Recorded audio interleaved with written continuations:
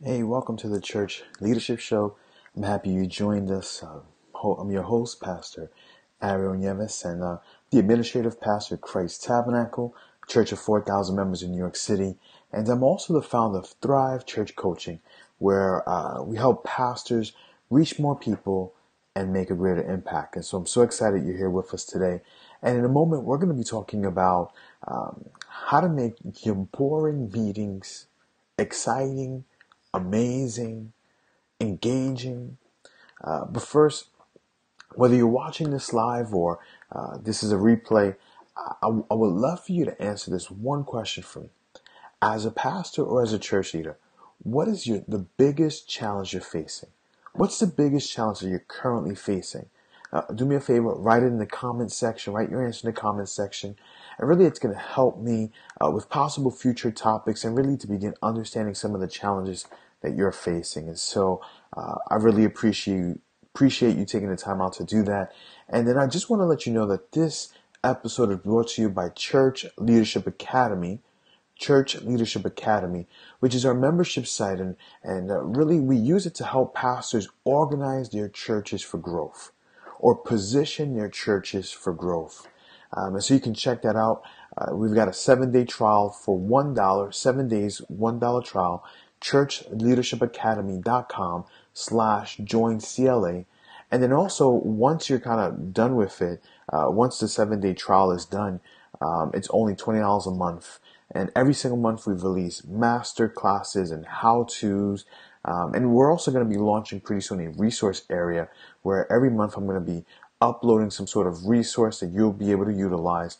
And the resources will just kind of help you get more things done quicker.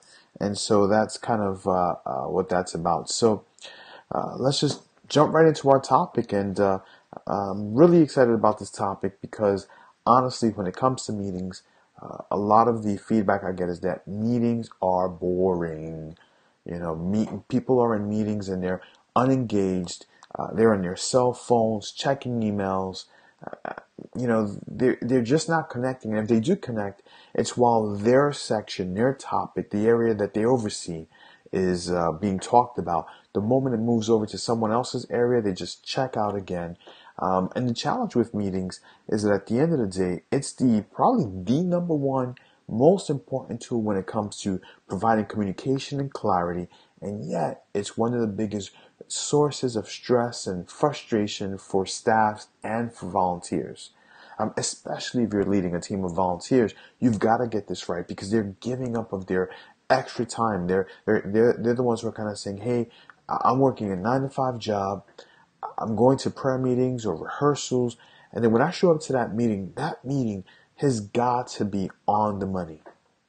And so I'm going to share with you 3 strategies today that are just going to kind of help you elevate the quality of your meetings, elevate the quality of what you're trying to accomplish, because truthfully, meetings, again, are the tools, the vehicles to be able to help you to communicate well, to make sure that your teams are on the same page and that you're accomplishing and that your church is growing.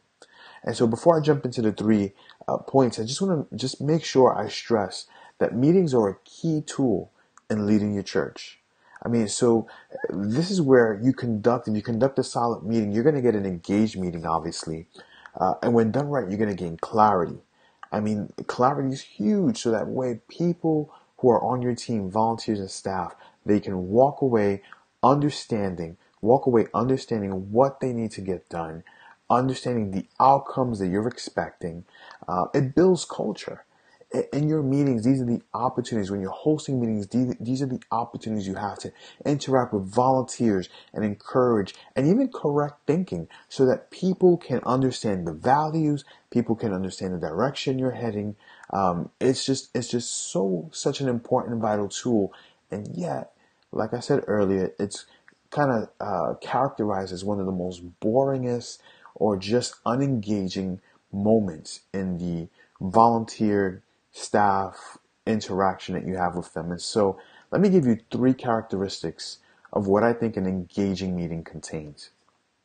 All right, so hopefully you're taking notes, write these things down, super important. Number 1 is that you've got to have what I call family meetings. So what I mean by that is is that one of the things that makes a meeting engaging is the moment that it's about the individual. And so typically what I do is when I start a meeting, I don't jump right into the agenda. I don't even just pray and kind of get the meeting started. I just let people sit and dialogue for a little bit, even if it's about 5, 10 minutes. But the point of it is that really what you want to do is create a sense of connectivity between the team members. And so sometimes in those moments, I'll ask questions. Hey, how's your kid doing? Hey, I know your wife was sick.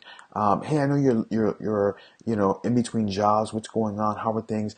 Those moments are moments that are crucial. A lot of times, what I've noticed is that senior pastors, high level leaders, they're so busy that if the meeting starts at 10, they arrive at 10:05 and they go right to the agenda. And I think that's a huge mistake. I think the first thing you've got to be able to do is actually connect with people in your team. Make sure that there's a family dynamic. Because see, once you start to connect on a heart to heart, spirit to spirit level, it's so much more easier to overcome some of the challenges that you face in meetings. And so a couple of ways that I do that is one, if I share a word, it's always there's some sort of analogy or story that's very transparent. I'll talk about my personal life. I'll talk about some of my struggles at home with the kids, or some of my fears, worries, concerns. Maybe if I'm feeling sick, I'll talk about any of those things, because I want people to feel like I'm one of them, and I want them to feel like they can be transparent with me. And in order for them to be transparent with me, I first have to be transparent with them. And so again, people work better when they care for one another. They're going to listen a little bit more closer to what you've got to say. They're going to work a little harder when they know that you care for them. And really, this is creating the community dynamic that people crave. I remember hearing one pastor say that people want to know and they want to be known. They want to know, so they want to get to know you, but they also want to be known. They want you to know their deepest desires, secrets, insights, things that they're feeling. And so this first 10, maybe even 15 minutes is a great opportunity. Sometimes what I've even had happen is that moment is so kind of it's like a special moment. And so we would go right into a moment of prayer. And instead of jumping right into the agenda, we've spent another 10, 15 minutes praying for one another. People would open up and just, hey, my kid's going through this, my wife's going through that, and we just have this transparent moment. And so characteristic number one, if you want to have strong meetings, make sure that you carve out what I call family time or family meeting. Make sure that there's that moment where you're just being transparent with one another. Here's characteristic number two. Only talk about things that are important. Only talk about things that are important, that are engaging, that actually matter. See, a lot of times what happens is we kind of just do this thing where we go around the room and people talk about topics, and it gets off topic, and we get into these tangent conversations. And really what we should be doing is, what's pertinent right now? And so how I maintain this is, instead of having this detailed agenda that I come up with, or I say, hey, everybody send me notes, what we do is we go around the table and everyone in the room has to give me the top 3 things they're working on. So that's the question. What are the top 3 things you're working on right now? I'm not worried about what you're working on 5 years from now or some of the issues you see. What are you working on right now? The second part of this is that we create what we call a parking list. And so sometimes we're talking about an item and we start to go off tangent. And so when I kind of feel like, hey, we're veering off tangent, I say, hey, guys, that's a great point of conversation. It's not pertinent right now. Why don't we put it in the parking lot? We could talk about it at a later time. Or I make sure that I kind of distinguish between the point of conversation now and what I would call a brainstorming conversation. Here's what I mean by that. Sometimes when we're in dialogue, what should be happening is we're talking about pertinent issues.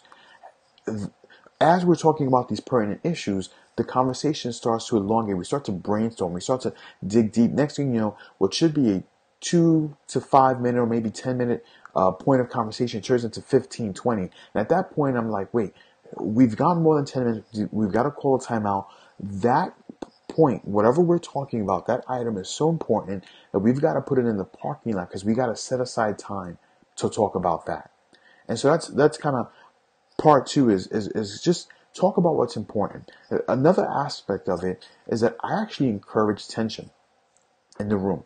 And so what I mean by that is this. Let's say one person has a opinion and then someone has a different opinion, or maybe they make a face while someone is stating an opinion. I'll actually call them on that. I say, hey, brother so-and-so, I just kind of saw you made a face.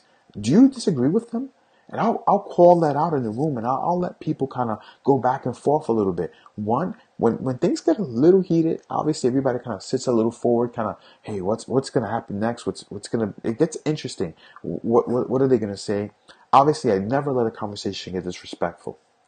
But what I've also found is when things get heated, passion starts to percolate a little bit, ideas start to flow. And so we'll say, hey, idea number one, it wasn't the best idea. Idea number two, it's okay. But this merge between idea one and two all of a sudden is brilliant. And so I allow those moments where people are just kind of dialoguing a little bit, or there's a little bit of tension, they're going back and forth. And again, sometimes it feels a little awkward, but it's absolutely fine. It's absolutely fine. And so that's characteristic number two. Make sure that you're talking about items that are important, that are pertinent at the moment. And then item number three is this idea of providing clarity. And what I mean by clarity is this. What I've noticed about certain meetings is that you come into the meeting, we'll talk about a lot of things, and we'll never decide on who is responsible for the item. Or if we do, we don't quite say it in such a way where the person understands that they are responsible for the item. And so what I do in order to do that, to provide clarity, is every talking point, every item that we discuss has to have a resolution and someone who's responsible. Those are the two R's. A resolution and someone who's responsible. And so every item we'll go through, so we'll say we cover item number one, and then we'll say, hey, so this is the resolution. We're going to make sure that the ushers keep the doors closed. Okay, who's responsible? All right, Pastor so-and-so, who oversees the ushers, is responsible for it. So you want to make sure you're doing that. And then at the end of the meetings, you want to do what's called a recap. And so the recap is real simple, but the idea is making sure that you go through every item, and as you're going through every single item, what you want to do is, again, hey, this is the item we discussed. We discussed Christmas, for example. Okay, great. We talked about Christmas decorations. All right, the resolution is that we've got to have the decorations up by December 15th. Great. Who's responsible for it? Sister so-and-so is responsible for it. Okay, Sister so-and-so, do you understand what you need to do? Yes, I do. Okay, great. It's that moment where what it allows us to do is to confirm, make sure we confirm everything that we're kind of talking about. Because what you want to do is, again, you want to understand that they understand. You want to walk away with this sense of, okay, we made these decisions, and the people who are responsible for implementing the decisions are clear on the outcome that we're expecting. So if you do those things, you're never going to have those moments where you walk away with a certain expectation and you have unmet expectations. Well, let me not say never say never, because there's always the exception. But my point is that you lower the probability that people aren't clear on the expectations you have. And so you want to make sure that you provide clarity. And how do you do that? Again, every item, every discussion item has to have a resolution. Sometimes the resolution is, we're going to continue this conversation at another point. Who's responsible to make sure that we're going to bring that up? Okay, well, you've got to assign it to someone. So even if you're going to defer a conversation to a later point, someone is responsible for it. And so those are the three kind of characteristics you want to make sure that you're looking at. One, you want to have family time within your meetings. Two, you want to talk about things that are important. And then three, you want to provide clarity. And so if you're looking to lead a team or lead a church, you're going to need to make sure that you learn how to lead meetings that are going to capture the heart of your team, that are going to capture their focus, that are going to help them to really understand priorities and understand direction. And the better you do that, the better your results are going to be. And so if you can do that, I'm guaranteeing you're going to start to see some amazing, amazing results. And so, as I mentioned earlier, this episode today has been brought to you by Church Leadership Academy. And I want to encourage you. Church Leadership Academy is our membership to help pastors organize their churches for growth. And in the Church Leadership Academy, there's actually a session, a how-to session where I go into detail on how to lead an effective meeting. And I talk about the different agenda items, and I go through every single step of how to make sure that you have an engaged meeting. And so again, it's a 7-day trial. It's only for $1, and you can just try it out. churchleadershipacademy.com/join-CLA churchleadershipacademy.com/join-CLA. I don't know if you can kind of see it. I put the URL on the bottom. I may want to put it up here. There you go. churchleadershipacademy.com/join-CLA. And again, that's it for now. If you've got any comments, please, I'd love to hear from you. Any questions, I would love to hear from you. But again, I just want to stress the 3 major characteristics of leading an effective meeting, of making sure your meetings aren't boring. 1, have family time in your meetings. Make sure that people feel engaged and connected in those moments. Make sure people feel like, hey, that you are with them. 2, only talk about items that are pertinent. And as I mentioned in the agenda, you want to make sure that you just ask every single person, what are the top 3 things you're working on right now? And then lastly, you want to provide clarity for people. And the best way to provide clarity is to make sure that every speaking point, every item, every point of discussion that you have, every item you're going to review has a resolution and then has someone who's responsible for it. A resolution, someone who's responsible for it. And at the end, when the meeting is all said and done, make sure you recap. All right, so that's it for now. It's about 9:17. It's actually time for me to kind of go ahead on, ready to go to sleep. And I want to just, again, thank you so much for joining us. Take care, and God bless all.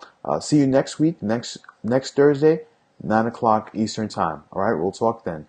God bless.